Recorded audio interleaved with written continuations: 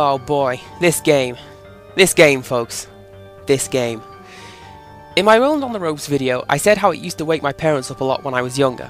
So I thought it'd be a cute idea to look at some more games that, while I found them fun, my parents found them annoying. So I went to my mum, and I asked her what CPC games she remembers me playing. 3 hours later, after I'd mopped up the gin and picked the glass shards out of the wall, I decided to ask Dad instead.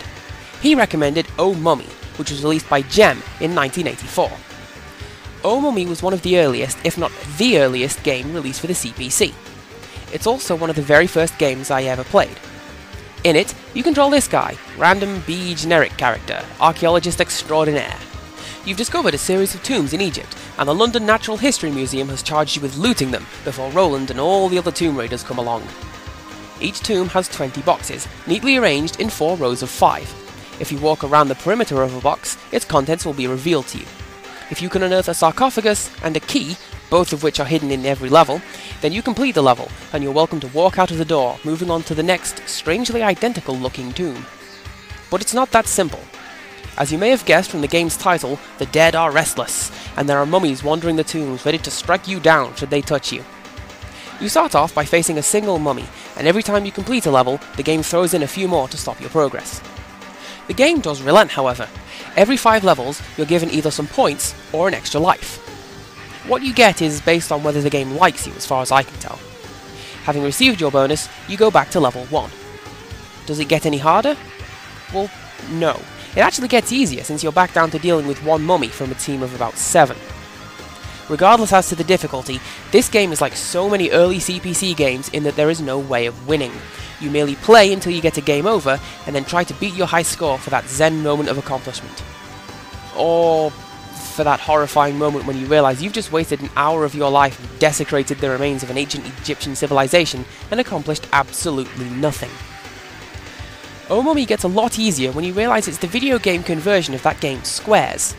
Remember, that one you used to play in maths lectures while you're pretending you cared what simultaneous equations were? It's been 10 years, Spencer, and I have not used them once in an everyday situation. You owe me for time plus detention.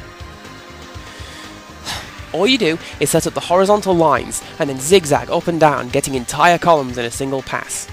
But Andy, you smart, sexy, fantastic painter, I hear you cry. Don't the enemies see you coming? No, there's no chase AI, and the enemies seem to wander about at random. In fact, it leads to a fun glitch. If you turn the game's speed up as high as it can, the mummy AI breaks entirely, and they'll stand in place doing nothing but turning around frantically. This is not laziness on part of the programmers. Rather, it is historical accuracy at its finest. Did you know that pharaohs had their brains pulled out during mummification? It's true. How can you expect them to chase you if they don't have a brain? Precisely. So nice going, Gem. Keep it real. In spite of their mind-numbing stupidity, there are times when you'll get cornered and run into a mummy. When this happens, all is not lost. You lose a life, yes, but rather than starting the level over, you merely continue as you were. The game doesn't skip a beat, your life counter just goes down by 1, and, as an added bonus, the mummy that caused you damage is removed from the map. There's actually a way to play this to your advantage. In each level, there is a scroll hidden in one of the boxes. When you uncover it, the game grants you immunity from taking 1 hit. If you're smart, and as a child I lamentably was not, you can play this to your advantage by removing an enemy from the current map. Not only that, but the game registers this as taking a fatal blow, and subsequently puts less enemies on the next map to level the odds. My parents loathe this game. I cannot express just how much my parents hate Oh Mummy. And the reason for this contempt is the music. It is a single channel, single instrument, 7-second loop of the Hoochie Coochie song. You know, the one about the women in the Lyon region of France and the odd clothing choices they make? Yeah, that one. Of course, now as I play the game again to record some footage of it, I realise it actually includes a button to turn the music off. Did I know as a child?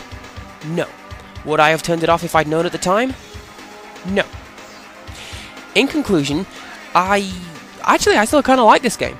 If they released something like this for WiiWare or the 360 arcade, only they threw in a bunch of extra features, I would certainly buy it. It really does work well as a 5-minute time waster, especially now as I know how to turn the music off. And I'm done. So until next time, goodbye.